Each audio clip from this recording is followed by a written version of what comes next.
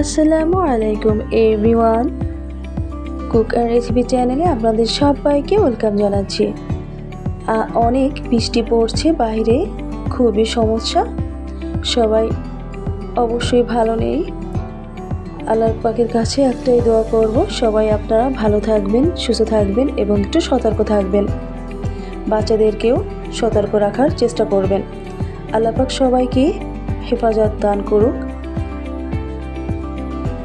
তো এটা হচ্ছে তালের পিঠা।